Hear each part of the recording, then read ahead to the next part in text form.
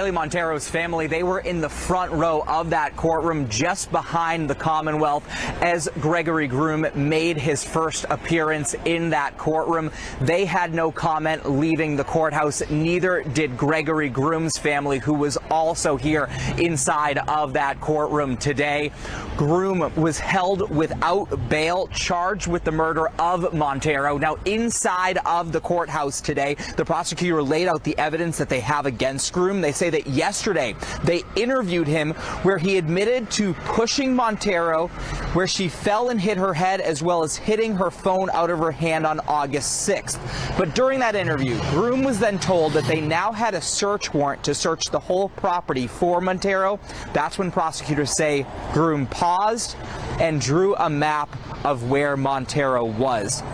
He says that they got into an argument behind the shed and that he stabbed her twice, once in the chest and once in the neck. At that point, she was deceased. They allege that Groom spent hours digging a hole and pushed her body in that hole, then covered it up. Her remains were recovered yesterday 5 feet underground. Now, we also heard about texts between Monteiro and her sister from August 6th.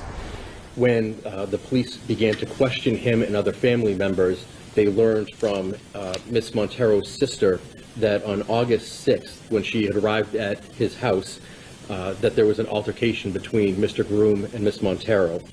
Miss Monteiro texted a sister that he threw me on the ground and pulled my hair and strangled me. My phone is at 4%, and if I die, it was Greg. Groom also faces charges of aggravated assault and battery on a pregnant person, domestic assault and battery, and intimidation of a witness. He is expected to be back in court on September 10th for a probable cause hearing. Sir, on docket 251816, on or about the date of August 6, 2025, in the town of Rehoboth, been charged with murder, assault and battery on a pregnant victim, aggravated intimidation of a witness, juror, police, or court official, and assault and battery on a family or household member. A not guilty will enter. You have the right to an attorney. If you'd like to sign a waiver and represent yourself, retain private counsel, or see whether you qualify for court appointment, sir. My name is Elliot Levine. I was contacted by CPCS to represent him. Right. What point of attorney would be to represent Mr. Groom? Commonwealth. Good morning, Your Honor. Jason Mohan for the Commonwealth. Based on the charge of murder, the Commonwealth is asking that Your Honor hold the defendant without bail. This incident stems from the recovery of a body last evening. The incident started on August 8th when this defendant, Gregory Groom, contacted the Rehoboth Police Department to indicate that his ex-girlfriend, identified as 18-year-old Kylee Monteiro, was missing. Mr. Groom reported that Ms. Monteiro was at his house, that she was looking for a place to stay. They got into an argument, and that she ultimately left his residence walking down the driveway, and she hadn't been seen or heard from since. Ms. Monteiro was known to be very active on social media, and he hadn't heard from her, neither had her friends or family, on any social media in the following days. When Mr. Groom reported her missing, Rehoboth police responded to the scene and took a report, and then began an investigation. In the upcoming days, when Ms. Monteiro failed to update any of her social media accounts, the police began to continue with their investigation and ultimately brought Mr. Groom in for an interview. Mr. Groom reported that Ms. Monteiro was approximately 11 weeks pregnant, and she told him that he was the father of the baby, that on August 6th, she had left a residential program and took a ride share to his house.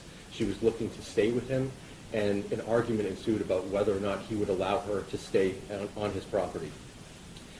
When the police began to question him and other family members, they learned from Miss Monteiro's sister that on August 6th, when she had arrived at his house, that there was an altercation between Mr. Groom and Miss Monteiro. Miss Monteiro texted a sister that he threw me on the ground and pulled my hair and strangled me. My phone is at 4%, and if I die, it was Greg.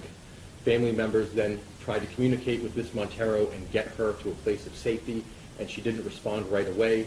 Ultimately, there was a response from her device that indicated she was attempting to continue to stay at Mr. Groom's residence.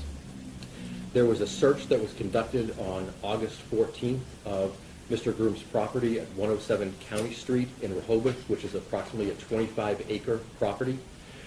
That search involved members of the State Police CERT team, the Air Wing, divers, cadaver dogs, and nothing of significance was found during that search.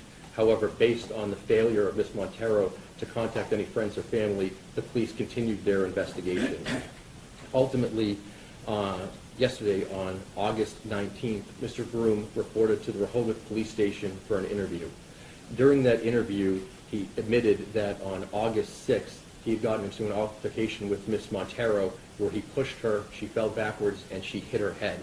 When she attempted to contact an individual, Mr. Groom admitted that he knocked her cell phone out of her hand, at which time he was going to be charged with the 3 offenses for assault and battery on domestic assault and battery on a pregnant person, and for intimidation of a witness. When investigators continued to press Mr. Groom on the whereabouts of Ms. Monteiro, they informed him that they had applied for and were granted a search warrant for an extensive search of 107 County Street. That included not only cadaver dogs, but excavators, chemists from the Massachusetts State Police Crime Lab, and other investigators, and they informed Mr. Groom that they were prepared to search the property and dig if necessary. Mr. Groom then paused. He was given an opportunity to tell the police where Ms. Monteiro's body was located, either by being taken to his property and pointing it out, or drawing a map, or telling the officers where her body was located, as they believed Ms. Monteiro was dead.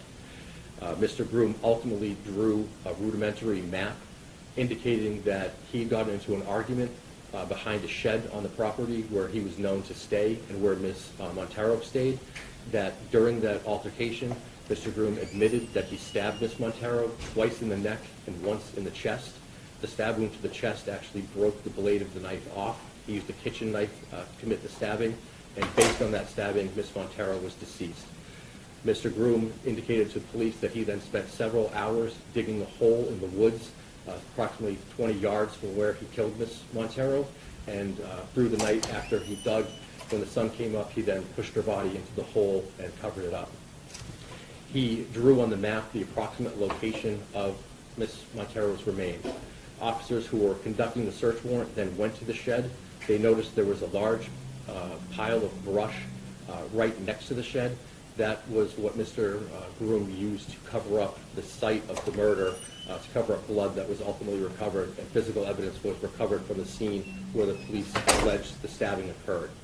About 20 yards away in the woods, there was another large pile of brush with feet upon feet of trees, cut down trees that were piled up.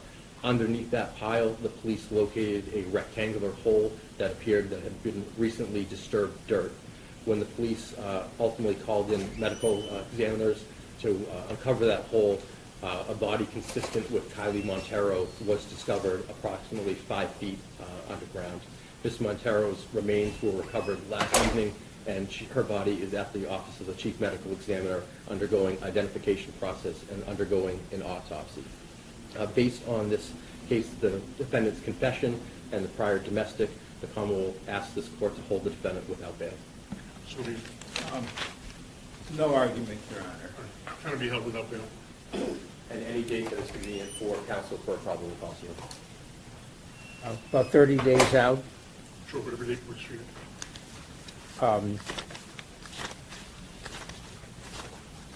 About September,